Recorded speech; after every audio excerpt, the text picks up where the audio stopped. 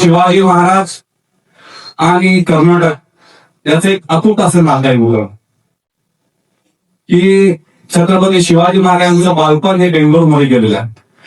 आणि या बालपणीमध्ये छत्रपती शिवाजी महाराज लहान असताना ज्या ठिकाणी एक नर्तकी नाचत होती त्या ठिकाणी ते जाऊन बसले आणि तो नर्तकीचा नाच बघण्यामध्ये ते दंग झाले. जिजाऊंच्या लक्षात आलं की बाल शिवबा हे नर्तकीचा नाच बघत बसलेले आहेत. ती माता गंप बसली नाही, तुम्ही जे करता तेच तिने केलं. शिवरायांच्या कानाखाली खानगन वाजवली आणि सांगितलं बायका वाचवण्यासाठी नाही तर बायका वाचवण्यासाठी तुम्हाला जन्माला लागलं. अशा प्रकारचे संस्कार योग्य वयामध्ये होणं अतिशय गरजेचं असतं. जिथं ठोका टाकायला पाहिजे तिथं टाकायलाच पाहिजे. लहान असू दे मोठा असू दे, तुमचा मुलगाच आहे तुमची मुलगीच आहे, ज्या त्या ठिकाणी त्याच्यावर भाव घालून मगच त्याला ठेवावं. छत्रपती शिवराय लहान असताना अनेक गडबड केले बांधायचो आणि सवंगड्याला घेऊन मर्दानी खेळ खेळायचो. शिवरायांना लहानपणी घडवण्यामध्ये जिजामातेचे वडील लखोजी जाधव यांनी त्यांना दानप्रथा शिकवला, घोडेसवारी शिकवली, तलवारबाजी, लाठी काठी, फरी गदा अशा संपूर्ण लढाई करण्यासाठी सज्ज छत्रपती शिवाजी महाराजांना लखोजी जाधव. त्याचप्रमाणे बेंगलोरमध्ये असताना छत्रपती शिवरायांना अनेक भाषांचं ज्ञान, मराठी असेल, कन्नड असेल, उर्दू असेल, त्या सगळ्या भाषांचं ज्ञान सुद्धा त्यांना मिळालं. आणि अशी शिवरायांची जडणघडण झाली.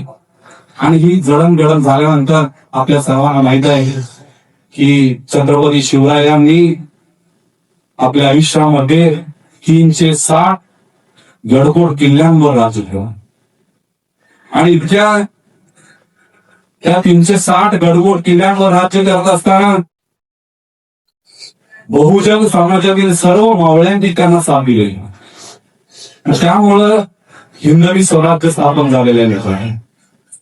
हा इतका प्रपंच, 50-55 वर्षाचं आयुष्य, आणि त्यामध्ये विशेष करून म्हटलात तर शेवटी शहाजी महाराजांचं निधन सुद्धा कर्नाटकामध्ये होडगिरी नावाचं गाव आहे. त्या गावात शहाजी महाराजांचं निधन झालं. आणि आपली सर्वांची जबाबदारी आहे की इतका मोठा इतिहास, इतका मोठा राजा आणि राजाचे वडील छत्रपती शहाजी महाराज यांची समाधी जी आहे ती होडगिरी कर्नाटकात. आणि त्या समाधीसाठी आता शासनाने कोट्यावधी रुपये खर्च करण्याचं ठरवलेलं आहे. आपली सुद्धा एक जबाबदारी बनते की या समाधी स्थळावर जाऊन आपण नतमस्तक होऊन तिथं काहीतरी आपल्या मावळा ग्रुपच्या माध्यमातून असेल किंवा आपल्या सर्वांच्या माध्यमातून असेल की ती सेवा करण्याची संधी आपण सुद्धा घेऊ शकतो. कर्नाटकामध्ये सावित्रीबाई देसाई होऊन गेल्या. बेलवाडी म्हणून एक गाव आहे. त्या बेलवाडीचा जो किल्ला होता तो किल्ला घेण्यासाठी छत्रपती शिवरायांनी सखूची गायकवाडांना त्या किल्ल्यावर चाल करण्यासाठी सांगितलं. आणि चाल करत असताना सखूची गायकवाडीने लढाई केली.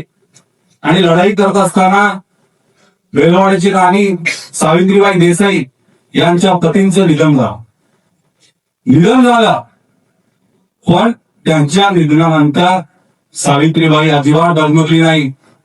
27 दिवस तिने लढाई केली सखूची गायकवाडांच्या विरोधात. आणि ही लढाई करत असताना 27 दिवसानंतर छत्रपती शिवरायांना कळालं की सावित्रीबाईंच्या जे पती आहेत त्यांचं निधन झालेलं आहे. पण एक महिला, एक स्त्री 27 दिवस सखूची गायकवाडांच्या बरोबर लढतीये. छत्रपती शिवाजी महाराज त्या ठिकाणी स्वतः आले आणि त्यांनी सांगितलं की लढाई थांबवा. त्यांनी सांगितलं की सावित्रीबाई तू माझी बहीण आहेस, तुझ्या नवऱ्याचं निधन झालं पण आजपासून तू माझी बहीण झालेली आहेस. तुझ्या गळाला संपूर्ण संरक्षण द्यायचं काम हे माझं या दिवसाने. आणि सावित्रीबाईला संरक्षण दिलं, तिच्या मुलग्याला दत्तक घेतला, मांडीवर घेतला आणि याचं संगोपनाची संपूर्ण जबाबदारी माझ्यावर आहे असं सांगू. आणि त्याचा जो शिलालेख आहे तो शिलालेख आज देखील बेलवाडीच्या किल्ल्यामध्ये आहे.